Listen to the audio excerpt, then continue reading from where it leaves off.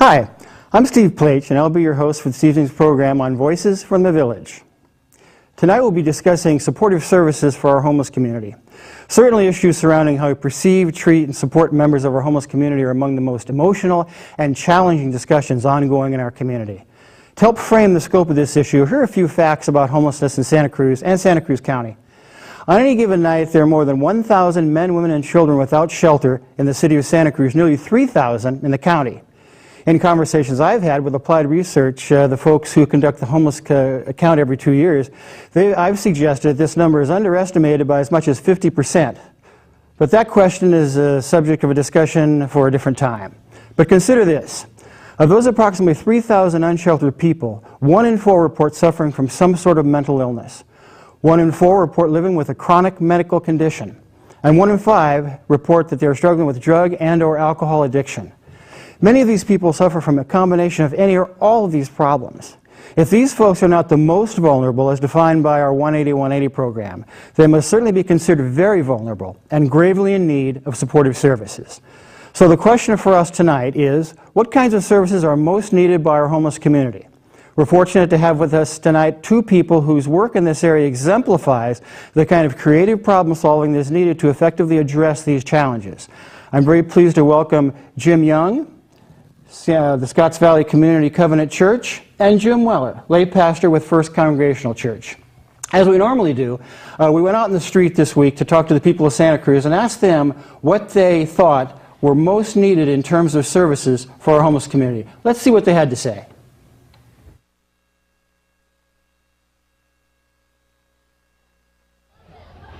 This is Voices from the Village. We're in downtown Santa Cruz, and we're asking people, which services do you think will most benefit the homeless? Every human being is entitled to a clean bathroom and a reasonably comfortable bed and enough food to eat. And beyond that, I think people need to really try hard to get themselves together. But I would provide that baseline for every person. I think dropping the discrimination and making more jobs available. You know, maybe making specific jobs available. You know, maybe picking up trash and getting paid for it by the city, something like that. I feel like we waste a lot of food, and we could give some of our food to the homeless that we don't need. And we waste a lot of money too, so we could help out the homeless a little bit. Well, I think it's really important that instead of treating it like it's like a problem, like a disease that needs to be cured, you have to treat the people like they're actually people and that they need things that everyone else needs and not just basic things. So you have to provide somewhere for them to shower and somewhere for them to eat and somewhere for them to sleep that isn't treating them like they're being a burden on the community. Well, sure, but I feel like the community is already doing a lot of what it can do. The churches provide foods, the community provides a homeless transitions. There are areas where people can go and sleep and that kind of stuff. I'm a pro advocate for homelessness as far as not trying to punish them with fines and more laws and all that kind of stuff. I really believe that we have to really take a look at it as far as what's really going on, what the mental illness is getting helped. The mental illness in this country is like out of hand as far as not being helped. So with that part of it, I feel that's a major center of it. The other thing is that some people don't want to conform to living in homes. They don't want to conform to having to pay outrageous rents and work tedious jobs. We have Albuquerque Healthcare, which is a really good organization that provides healthcare benefits and things for homeless. And then we also have St. Martin's Hospitality Center, which provides shelter, things like that. We have a coffee shop that homeless people can work in, but it's not nearly enough to stop the issue there. Well, I like that Obama redid the Women's Rights Amendment to help the women's shelter, because right now I'm unemployed after 32 years of working all my life, and I can't find a waitress job because that's what I am. So I'm homeless and unemployed right now, and I'm staying here with my oldest daughter, and it's real hard. And the women's shelters, the women's rights, the child abuse and the woman abuse, you know, is what we need to address the most, I think. That's what people had to say today in Santa Cruz. Back to you in the studio. So not surprisingly, oops, we're not really yet. Sponsors. So not surprisingly, the people of Santa Cruz are not only compassionate, but I think very knowledgeable about what services, what kind of support the homeless community needs. Pastor Jim, my friend, welcome again. Why don't you tell us a little bit about yourself and your work with First Congregational just to start? Well, Steve, I am a layperson, a member of First Congregational Church, who has been educated and trained for ministry and will be ordained soon. Part of the ministry work that I do at First Congregational Church is to lead a multi-church mission project, which has been ongoing for about 1.5 years now. That's what we call the Interfaith Satellite Shelter Project, in which 6 Santa Cruz area churches each shelter and provide an evening meal and morning meal to go to a group of 18 to 20 people who move from church to church each night. So it's a temporary shelter project that, in addition to meeting people's basic needs of shelter and food, provides them with a sense of security, a growing community, and a network of relationships that help them to become stronger psychologically and spiritually, and we hope will be a factor in helping them to find a way to improve their lives. And you and I are both members of the Association of Faith Communities, a group of churches in the county, and we've had discussions about the difference between housing models and shelter models, and I think a lot of the work that has been done through the Interfaith Satellite Shelter Program has been to really find shelter for people and build community, as you say. And I think in a moment we'll have an opportunity to talk maybe a little bit about the history of that and kind of where the program is going. But Jim Young, again, welcome. Tell us a little bit about yourself and your work with the Scotts Valley Community Covenant Church. Yeah, so I've been a member of Scotts Valley layperson since I've been in junior high and going there and raising my family there as well. About 3 years ago, I was working, or me and another member there, Peggy Benedum, got together and decided that we wanted to start a ministry. And you know, there's a lot of ideas of how it would spawn, but we decided to start a ministry that was did something a little bit differently. We wanted to get our church's hands dirty. We wanted it to be more than just raising money, and so we decided to take a different model. You know, some models are a little bit more like we'll help very specific things, specifically to homeless people for a very short amount of time, kind of a thing, which is great, and those all are very needed. We thought, well, let's try something where it is more specifically one-on-one for a longer range period of time. So it ended up being Wings Homeless Advocacy, and we're about 17 people, and it started out at a community covenant church and the people there, and it's now growing into, we're trying to move it into other congregations as well, because it's a very volunteer-oriented. And certainly we'll talk much more about that as we go forward. Again, Jim and I have had conversations, and I've had conversations with other members of Association of Faith Communities about kind of the changing nature of the faith communities. I think that there are a lot of faith communities now that are engaging more on social issues. You know, our good friend Father Joel Miller and Paul Seaver from Trinity Presbyterian and folks like that, David Grimshaw Jones, very much in the forefront of social change. And these are, you know, social challenges that we have. You know, I think that there is the work that all churches do as charitable institutions, as trying to feed the poor, as trying to comfort those less fortunate, but on a larger scale. There are social constructs that we can really address and say, well, why is the system not providing for its less fortunate in ways that maybe we think that it should? Jim, one of the things that we've also discussed about the ISSP is its history. And years back, there were many churches involved, and now you have put together the 6 looking for a 7th, so we have a whole week circuit. Tell us a little bit about kind of the history of that and how you think it's sort of changing and evolving now in present day. Well, in the late 1980s, a small group of community activists, including Dr. Paul Lee and Pastor Herb Schmidt, a Lutheran, and others, Paige Smith, a university professor,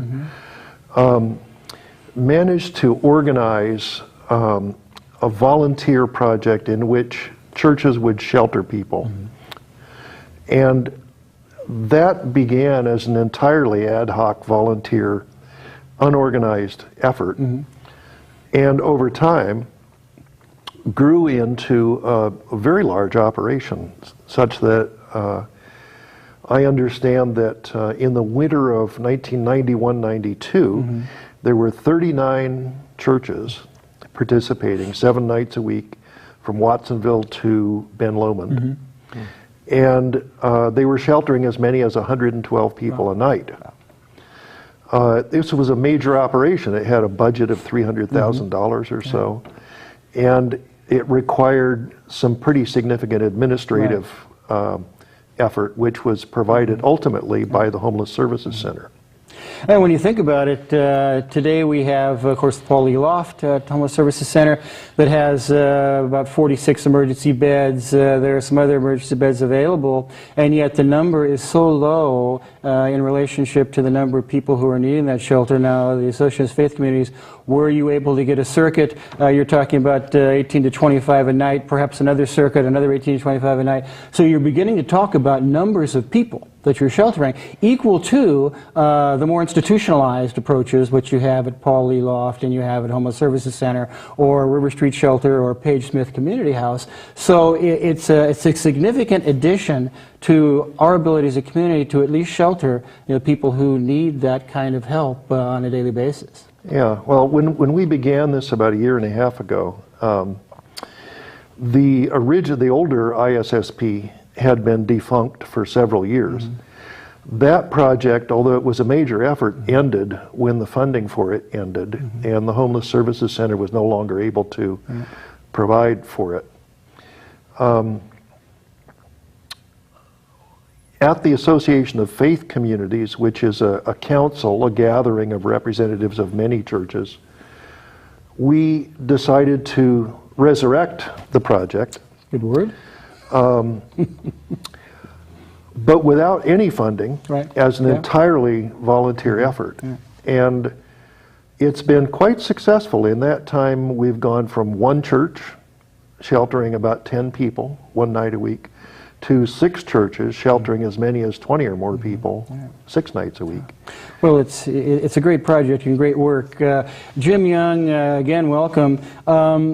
As I alluded to in the introduction, our homeless community, 1 in 4 report a mental illness, 1 in 4 report a chronic medical condition, 1 in 5 have some drug and alcohol problems.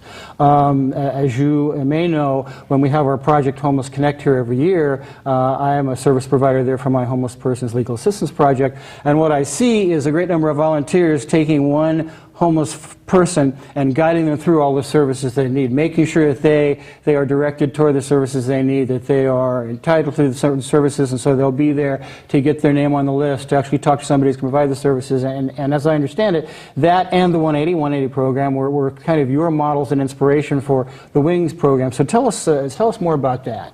Yeah, I mean, kind of where this came out of was the Homeless Connect, largely. I was actually one, at the time, where they called them escorts, and now they're called advocates, and they kind of walked around. I always tell the story that I had, there was this one guy named Shorty. Shorty had just gotten, this is his nickname, so he had just gotten out of jail, and he was, cognitively, not all there, but, and in pretty bad medical shape as a guy. His main goal was to get an ID, which we spent most of the day getting an ID. And in homelessness world, if you have an ID, that's golden. If you don't, you're in trouble.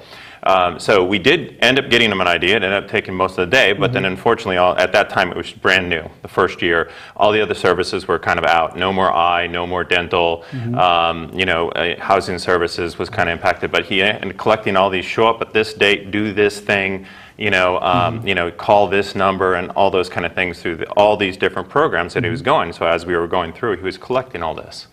And I was realizing that at the end of the day, he did get an ID, but he had all these places that he would have had to gone and call and show up for and do things, and again, do this all in while one single day, while being homeless, to get all the services that he needed to, continue. At the end of the day, I shook his hand and I said goodbye, knowing full well that he probably needed somebody like me that could come alongside him and help him through all these phoning and just encouraging and just kind of getting through the bureaucracy of things that even though those wonderful services, they still have bureaucracy to them. And I tell the story that at that time I was too afraid to say, you know what, here's my number, give me a call, let's work through this stuff together ongoing. And I realized later why I was too afraid, and I was talking to Peggy, my co-founder, about this, because I'm afraid to do it by myself. And that was the impetus kind of where Wings came about. I think I can come alongside somebody and help them work through that bureaucracy one-on-one and really help them if I have a group of people behind me, if I have a support system. But it's a very scary thing to do that by yourself and just say, here's my number, we'll just do this together. You don't know what you're getting into. Now you have a number of slides that you brought. Would you like to kind of go through a couple of those to frame the program for us? And then maybe we can, maybe we'll start out with the first slide and we'll see where we go. Yep. So, yeah, and one of the main reasons why I'm here is because we do partner with, we are looking to partner with other congregations, because this is a very volunteer needs to be a very volunteer rich, it kind of goes through them.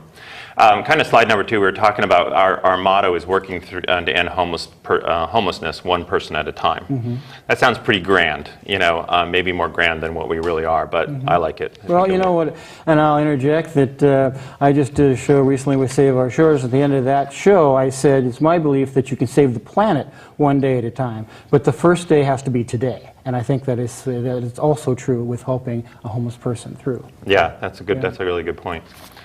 I just slide number 4 is like proving that I was there at the in terms of there I am in the corner there. But this is again this is the idea of the whole thing where we came from. It kind of came from like, God, what if I could have helped and ongoing help Shorty.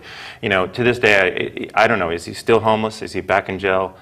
Is he dead? I don't know, and I still regret the fact that I don't. And maybe Jim can interject as well, is that one of the reasons why the ISSP is potentially so successful and so valuable is that it builds community, as you say, so it allows you to keep those people, in a place where you can say, well, how are you doing today? How are you getting through?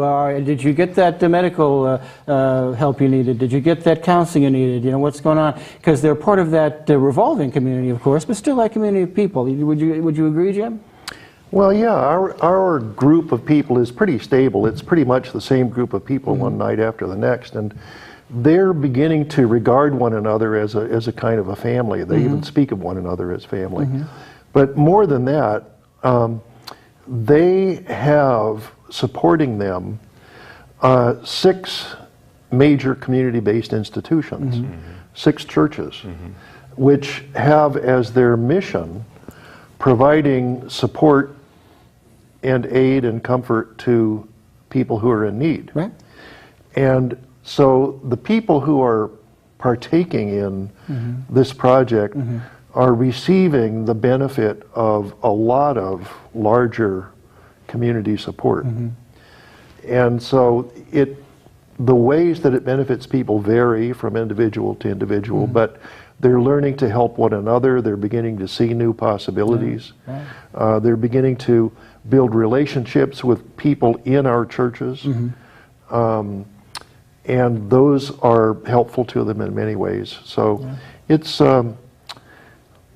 a community building project. And that's, Jim, please. Well, I would just say I would back that up. I mean, my congregation actually participated in the one before. They're not right now in participating in your current one, but and I know that the people who were involved in that have incredible stories of sitting down in relationship and talking, how are you doing? And then watching the people, over time, from week to week that they were home, what's going on? Well, how did that go? And just checking in with them.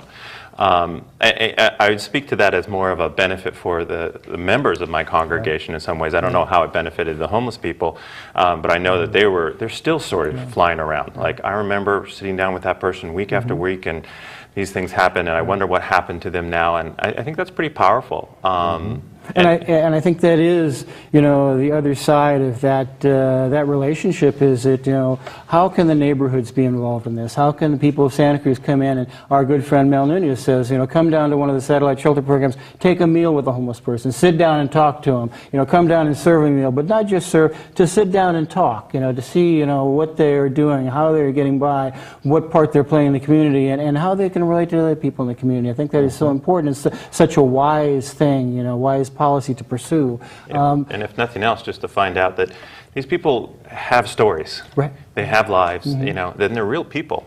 And they're all different from each other. Right. There's no, there's different as many as 3,000 that are on the street today, So we can go back to your slides again. We're on number 5, are we? Yeah, we're just going to, I guess we can kind of skip ahead a little bit. I want to talk about, let's go to slide, from 9, and then a little bit the structural, just so if you're curious about how that's what we'd like to find out. It is more about certainly the structure, and then people can get a basic understanding of what you're doing. Yeah. So if you're on slide 10, I think that's really a good way to start. So if you look at slide 10, up at the top you have what we call the female participant, the male participant. These are the homeless people that we're trying to serve, and then we pair 2 males per male and 2 males per female of terms of advocates down below that. So and those people are there to be an advocate, to have a relationship ongoing. We ask that these volunteers that are advocates, that they commit to this ministry at least 1 year. The reason why is because if the minute you get a relationship, it's going to take time. Yeah. It's going to, so minimally a year. And of course, they do a lot of things for them, these advocates. And then below that, we have set it up so we have a focused support team. So these are people who can help us. They're not necessarily experts, although we do have expert doctor, and we do have somebody who could provide us legal services, and somebody who are people who know the Medicare and Medi-Cal system, inside and out. So this is really extremely good. Valuable experience and skill, Yeah. So and these are people that if, with the participant that I'm working with, I say, hey, his eyes are going bad. I need an eye doctor appointment. Can you get it? By the way, I need it to be free. He doesn't have any money, and I can call him up, and Eric can call me back and say, I got an appointment. It's on this date. Just make sure he's there. And then we have a central leadership, which is there to develop policy, initiate training, interface with church leaders, and general recruitness, and working really closely also with the Homeless Services Center. So that's the core of how we have kind of set up this organization, in terms of that. And I think what's so important about that is that our friend Steve DeFields Gambrell, who is the pastor at Circle Church, member of our AFC as well, he spent some considerable time trying to access some mental health services for one of the folks that is out at the Circle Church with him, and he kept knocking on the door and trying to get through the system and trying to work through the bureaucracy, and just could not get any help for this person. Regardless of the intensity or the time or the duration of his efforts, he just couldn't get that to happen. But I think a lot of it is, do you know the system? Have you worked through the system? Do you know people that you can call and network through and say, I have somebody who is in, because I do believe that on the other side of that door there are services available. How you get from this side of the door to the other side to actually access those services, I think, is the great difficulty.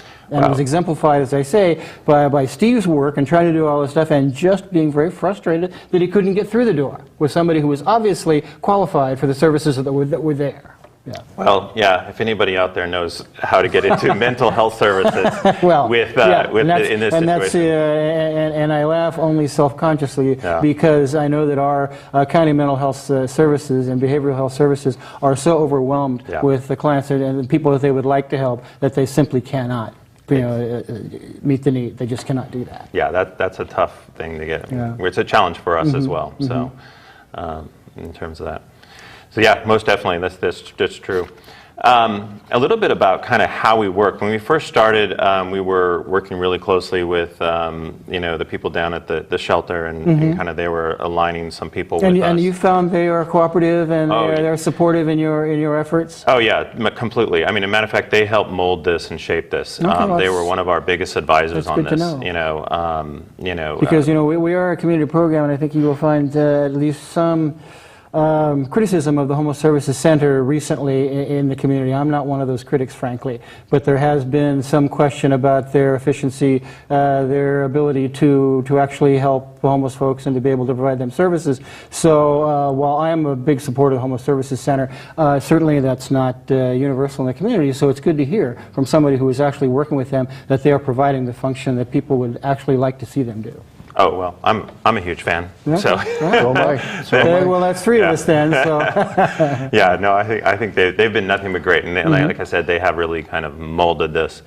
And then kind of if you look at slide 12, when we first started, we started off slow, and then because we wanted to do it right. So and we're still somewhat slow, in this. One person at a time takes a long time, but. That's kind of we're slow and steady, and we're trying to build this. Monica and then Phil Kramer actually got a hold of us. Monica Martinez and Phil Kramer at one point and said, "Hey, Phil, we like your model. Yep. It's a really interesting model. We keep on bringing this up in meetings. We'd like you to meet with us and think about actually supporting this 180 program." And I don't know if we'll go into. Hopefully, you'll have Phil on, or you've already had Phil on. Phil has been on, I'm sure, and certainly a member of the community who is very much outspoken and very vocal about the 180 program. Let me interrupt just 1 second. We are a call-in show, and so if anybody would like to call in, 425-8844, 425-8844, you can see it on the screen. You have a question for Jim or Jim, feel free to call as we go through, but please continue about the Homeless Services Center, the help they've given you, and particularly the work that our good friend Phil Kramer has done with 180. Yeah, so when they contacted us, we said, he pretty much said that, would you like to kind of work with the group? And he explained the whole Housing First model, what they're doing with the whole, they're at the forefront of this in Santa Cruz County, and it's a nationwide program. No question. And so this was very interesting to us as a group because, the people that we'd be working with are dependent, they call it dependent medically vulnerable. These are people who, are going to die if they stay on the streets. And so that was both exciting and scary to me to think about, wow, we could work with these sets of homeless people. And but the best thing about it is that we have the backing. We're not all by ourselves. I say that over and over again. We are not by ourselves because we have the backing of not only the caseworkers down at the shelter, but the 180 program. And so we actually get the large part of the people that we are trying to work with is from the 180 program at this time. And that's working out well, except for the fact that we don't have enough volunteers. There's a waiting list that they have for Wings people to come along and advocate and be with them. And so that's been really good. Like I said, the worst thing is that we don't have enough volunteers. If you go to slide 15, this kind of when we first met with them, we kind of diagrammed it out. We thought, this is really where we can play with the 180 program. So if you think about homelessness, there's about 3 parts of this, of getting a home. Very simply, one is living on the street. Number 2 is trying to obtain a home, and number 3 is maintaining a home. And where Wings comes into play is that, when somebody is actually homeless, meaning their name is on no lease or mortgage or anything. They're either living out of their car or a shelter. That's technically There's a HUD definition for it, but that'll suffice as good as any. That's what works for me. Right. And so, the ideal is that we have 2 volunteers that then can start a relationship with them at that point. Phase number 2, which is obtaining a home, which is what Phil's really good at, and getting kind of the vouchers and the Section 8 and all that stuff, which I don't really understand, and trying to find a home for these You're not people. alone in that history. It's amazing, and they have navigators, amazing navigators that help them do that. So we're still involved, but that's not our specialty or expertise. That's a kind of a thing that takes some special care in trying to find a home, put them in a home, stuff like that. But then we're stage number 3, which is maintaining a home. Just because you're in a home doesn't mean you're able to keep it. That's where advocacy really comes in, to keep the people in the home. There's so many barriers to staying in there. Convincing somebody to use the small amount of money they get a month to pay the rent. To help them into, with their medical issues. And the whole idea is that once these people are in a home, that they can start to heal. Right. Yeah. You really, it's hard to start to heal from addiction, mental health, any other, legal, and to start to heal. But once you're in a home with your name on the lease and your roof over our head, And that's the ideal, is that you can actually start to heal themselves. And so that's where advocacy can kind of come in, especially in keeping them through. So, and I think that's been one of the concerns, for instance, about 180 is it's one thing to take someone off the street, the very most vulnerable people, and put them in a house, but it's simply putting them a roof over their head. Oftentimes it's just they're housed and they're downcycling rather than being outdoors and downcycling. So the process may be slower, but it's no less inexorable, So really what you need is to have people who are around to give them the kind of supportive services so that residents, that housing, that it means something in terms of their entire reintegration into the functioning members of society, into the quality of their life, into regaining their personal integrity. It's one of the things I think that Jim and I both agree that the terrible cost of homelessness is the lack of feeling of self-worth and integrity. Jim, I know you've spoken about that many times. Yeah, I think it might be worthwhile to just sketch what 180 is. And I'll sketch it and I'll hand it back to Jim Young here. Of course, but 180 is a multi-agency project that's aimed at selecting from the population of so-called homeless people those who are the very most vulnerable of dying in their homelessness, and providing for them what's called permanent supportive housing. The key to that is a subsidized housing unit. These people are actually placed into subsidized housing units using Section 8 funding, which is specially allocated to them by the housing agency, housing authority. And the permanently supportive part is where Jim's project comes in. Yeah. They're an important part of the support that makes it possible for these people to succeed in living their new lives as housed persons. And so you can take it from there. That's great. And the other part of that I don't want to diminish is that each one of these people has a caseworker assigned to them. That's also part of their permanent support house, but we work really closely with their caseworker in that fashion. So that a caseworker that's assigned from the Homeless Services Agency, Yeah. Homeless Services Center? Yeah, exactly. Yeah. Those are great people, and they're able to. So they are kind of the people really we see as in charge, and we work really closely behind them. But what we're able to do that the caseworker's not able to do is to have a little bit more of a relationship with these people. What we found when we first started, we thought we'd be like the king of bureaucracy and breaking down barriers and getting jobs, and they would be Wall Street people by the time we're done with them. We had that kind of general idea. What we find is that really once these people get in a house and or even on their way to getting a house, if they have somebody in their corner, we all have people in our corner, right? We all have people who care. We all have people we can fall back upon, and they're stable people in our lives. What we find is these people don't, for one reason or another. They have friends, but their friends are oftentimes in a space that are not able to really be anything stable or in their corner. So advocacy allows somebody to be in the corner, somebody to care for them, and to kind of truly care in that way. And we find that that's the difference, is that just somebody that cares about them actually helps them go on that path of healing. Right. We've had that said before, where somebody said, I couldn't have done it without you. You guys are so awesome. You guys are great. And it's like, really, you kind of did it yourself. No, I couldn't have done it without you. And it's like, wow, but you kind of stepped yourself into this. And I think that's wonderful in terms of the humanity of the homeless person themselves. So often they're marginalized, or they're demonized. They are shunned. And to have people take an interest in them, to talk to them, to want to hear their stories, to want to, assist them in some ways, so that in things that they would like to do, to make transitions themselves. And I know this is a volunteer-driven organization, certainly cost-free to the clients, but is it cost-free to you? Is there some funding stream that's necessary for you to keep this going? We have a small budget within Community Covenant just as a start off, and actually Community Covenant actually is just allowed us to hire is going to be paying for an intern, which is really fantastic. She's actually starting tomorrow. Wow. So we're very excited about that because largely it has been volunteer driven and growing. When you think about what it is, imagine 17 volunteers, and now that could be growing exponentially. Well, and I think Jim can tell you about the growing pains of the ISSP in terms of funding and volunteers and monitors and things of that kind. Sure, I will, but before I do, I should make it clear that this wonderful Wings project that we're talking about here so far has been the mission effort of one congregation, one fairly small congregation in Scotts Valley. It's all been funded by voluntary contributions from among their members.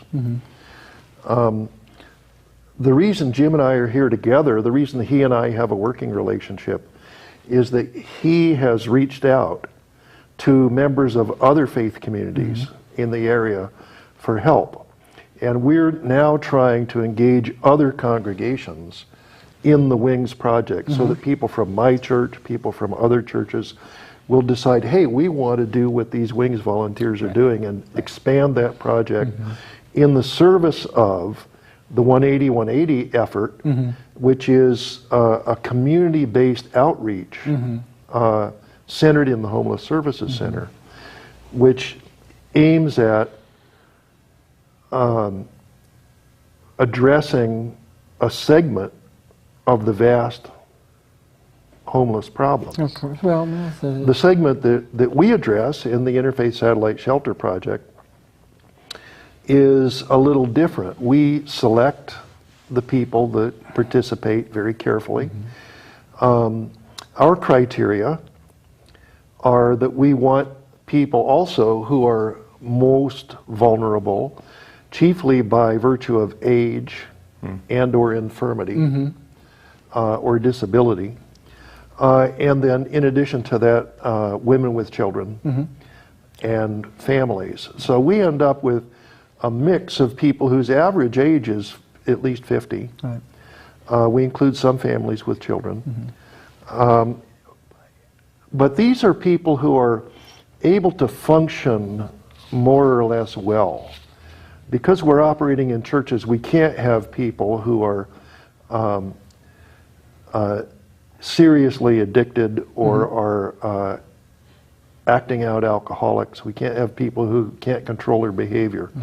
So we need people who can cooperate with one another well and self-regulate. That's the kind of group that we're helping.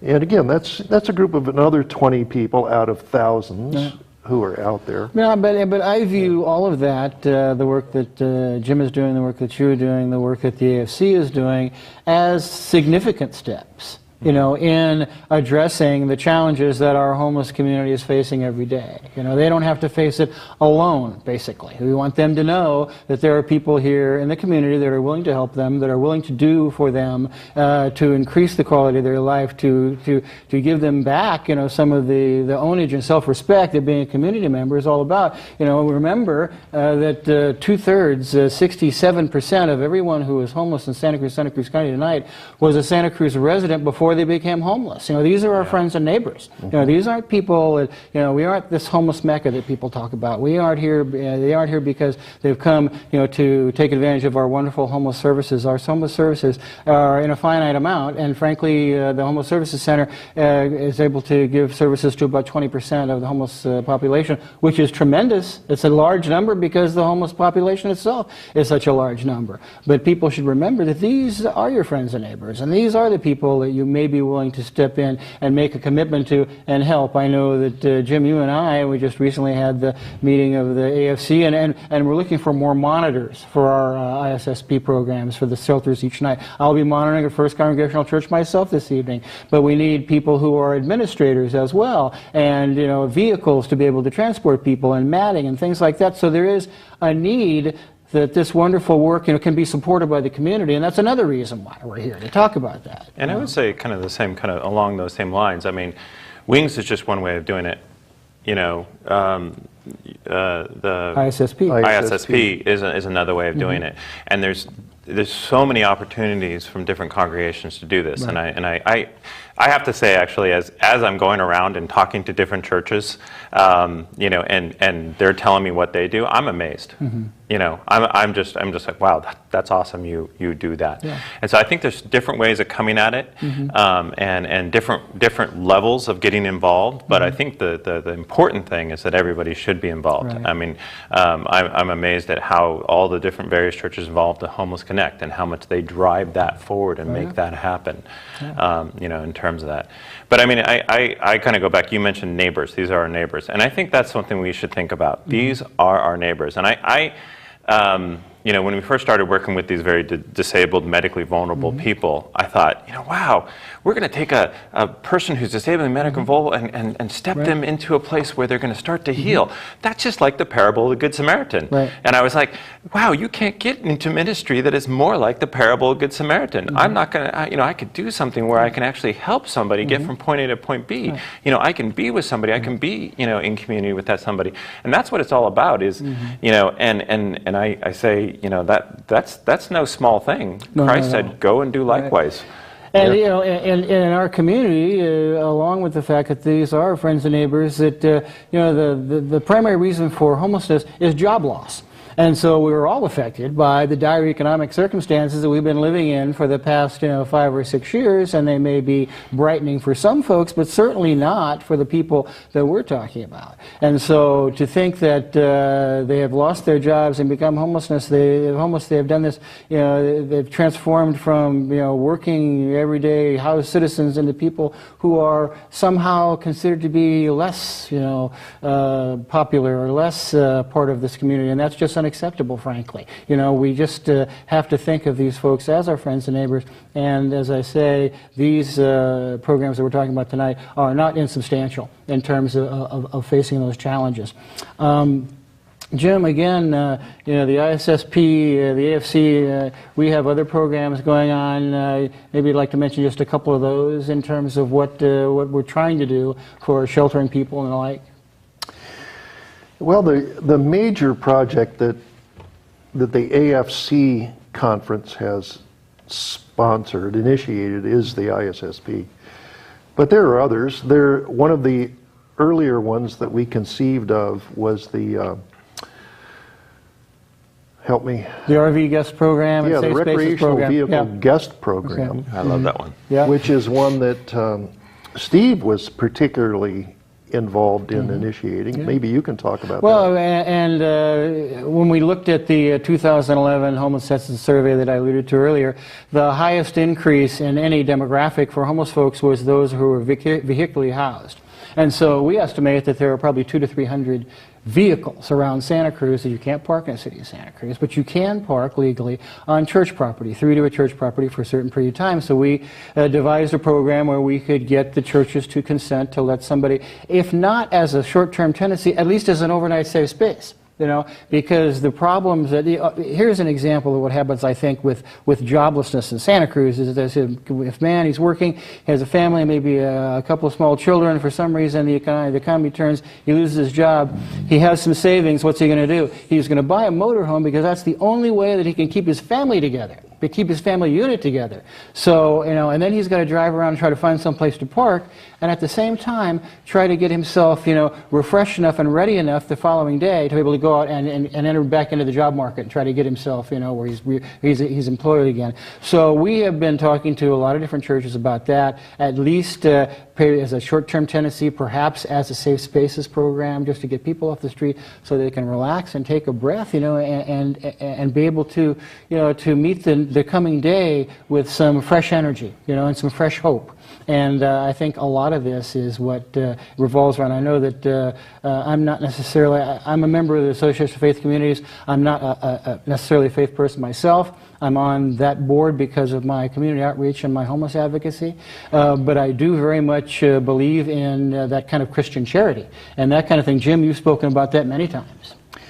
Well, yeah, the Association of Faith Communities is not really an organization. It's a loose assembly of individual representatives, mostly of Christian churches, but not entirely. There are other people who are engaged in community work, like Steve, like Councilman Don Lane. John Lane is a member of our, yeah.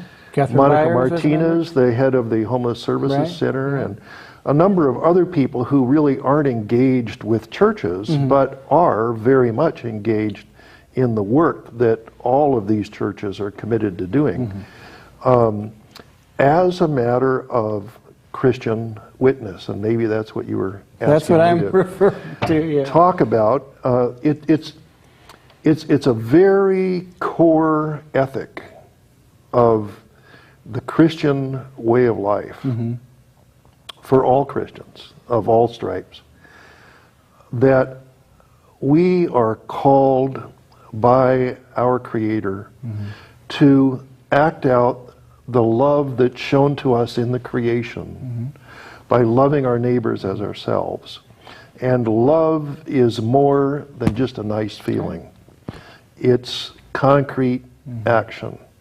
And the story of the Good Samaritan is, of course, the chief parable that explains what love of neighbor is. And this to me is what I've appreciated in the connection of that kind of Christian charity with, you know, engaging on social issues, social justice issues, you know, and I see the church more and more being inclined to do that. Is that true from your perspective, Jim? The churches, your church, for instance, or churches you see generally are engaging more on social issues, particularly on issues of homelessness or the less fortunate?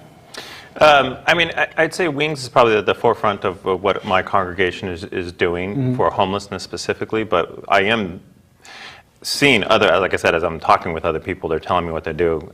You know, Father Joel, you know, some of the stuff they're Father doing Joel there, Miller, yeah, really risky church. stuff. I love that. You know, I like that more. You know, I think it's a really great way to get your congregation out of their comfort zone, and to just to go after that.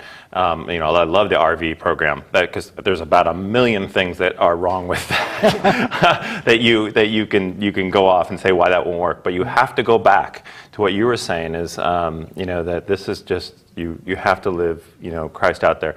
One of our former pastors you know, used to say that, you know, God blesses us so that we can bless others. I think that's true of us as individuals, and it's probably should be also is true of us as congregations. You know, and I think that's what we need to do.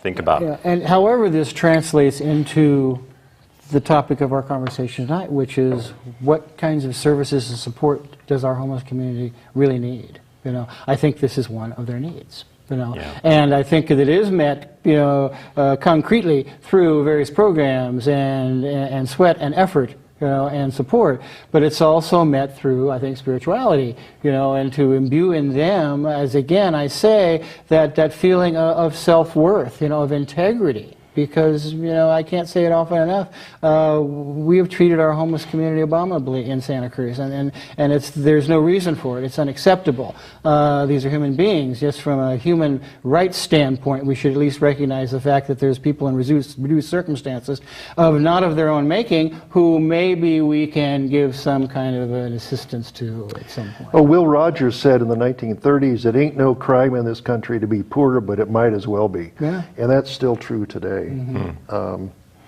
More and more, I'm trying in my talks with people to frame the so-called homeless problem in a larger context of poverty and impoverishment, because homelessness, so-called, the fact that some people lack any housing at all, is an effect of impoverishment. And impoverishment is a growing feature of life on this continent. And I hate to say it, and I hate to be the deliverer of a bummer news, but in my estimation, we are in the early stages of a very long, deep economic decline. It's not going to be over for a long time.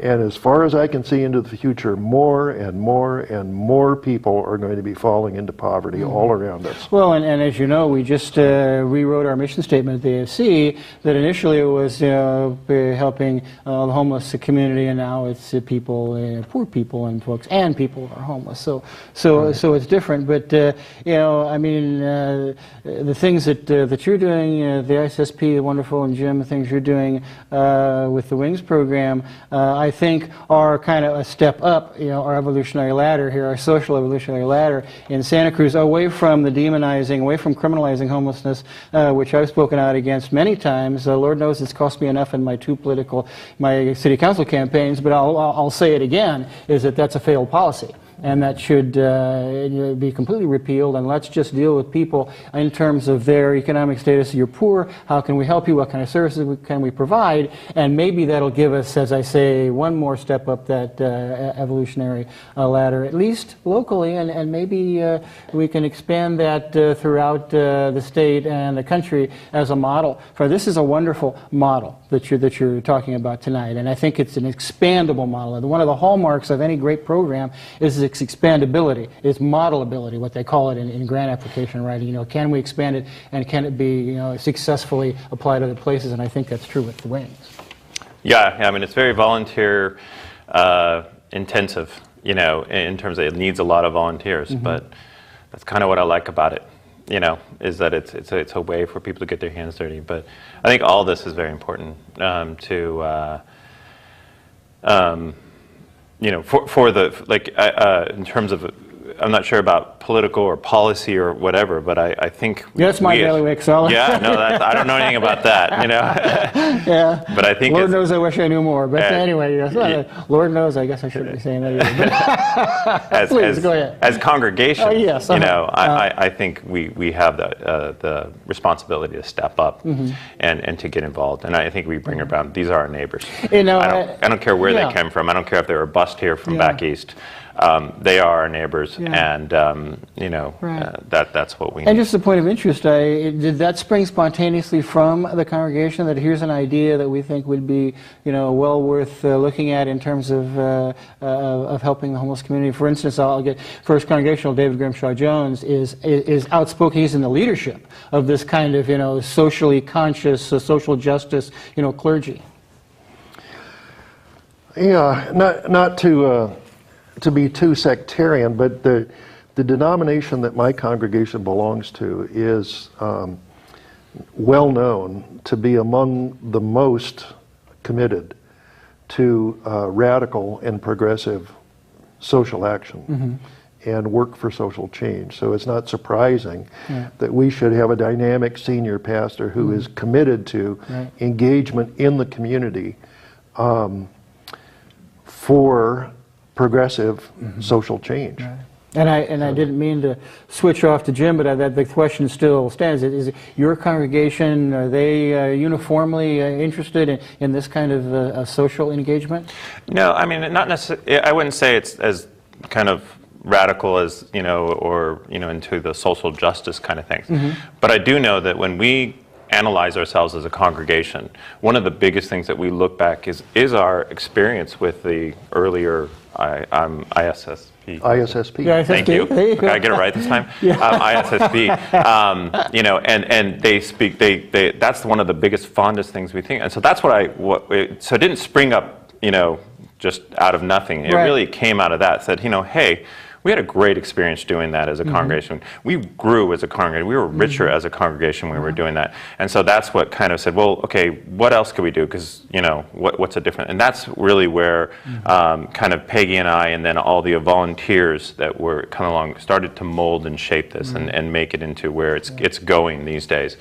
So I wouldn't say it sprung up, but I would say it had its roost actually in the ISSP, you know, because that's a part of our lore. Yeah, and I think Jim touched upon that earlier, the iconic figures in local homeless advocacy, Paige Smith and Paul Lee and Herb Schmidt. You know, those folks who put themselves out to make those programs work many years ago. Are really, you know, the kind of inspiration that, well, I wouldn't say myself, but the AFC has used, I think, to say, well, the ISSP worked once, you know, let's get it going again, you know, let's use that template and let's get the churches to contribute to, you know, sheltering some of our homeless folks. Yes, they were key motivators in the beginning of this process. Yeah. And Paul Lee, of course, is still a member of the Association of Faith Communities and still very active. You know, that old lion has still got several teeth in his head. Believe me, you know, he is a force, and he's a force for good in terms of supporting and advocating, you know, for our homeless community here. We just got a couple of minutes left. Maybe just summing up your thoughts about what the homeless community needs in terms of the supportive services, in addition to what we've been talking about now, but going on into the future, what we can do. Creative thoughts. I'll give you my, I mean, my one thought, and this kind of comes from my own aspect of where, you know, Wings is coming from. You mentioned that, you know, the number one, you know, reason for it is job loss. That is true. The other thing I think about that is it's job loss with the combination of I've got nobody else in my corner to help me out. I can have a job loss and I will be taken care of. Okay, I've got so much security in my life right now that I can lose my job and my business and I'll be okay. Okay, because I have an infrastructure around me with my family and my friends and my church. I think it's job loss with I've got nothing else left there. So when we think about that, when I think about that's what I would say, if you can actually provide that, you know, somebody in your corner, advocacy for that person, they may be able to heal from that that concept. And before we leave, make sure that our audience knows where they can get a hold of you for more information. www.wingsadvocacy.org And that's been great. Jim Young, Scotts Valley Community Covenant Church. And Jim, a plug for the ISSP and the AFC maybe? AFC? Well, I am the representative of First Congregational Church of Santa Cruz at the Association of Faith Communities, and I'm also the coordinator of my congregation's participation in the Interfaith Satellite Shelter Project. And they can get a hold of you? First Congregational Church of Santa Cruz, 900 High Street. Wonderful. Thank you so much for being here. This has been a terrific discussion, and I'm hoping that it's just the beginning of a discussion for our community about, you know, how we can, you know, talk to the people who are homeless in our community and have them understand that we do have sensitivity for their situation. We do want to help them. We do want to support them, and we do want them to be every bit as a member of our community as anyone else. So, Jim, thank you so much. Thank you, Steve. Jim, a great pleasure, Thank you very much. Much luck in your program in the future. We really look forward to much success for that. Thanks a lot. Thank you very much. Thank you.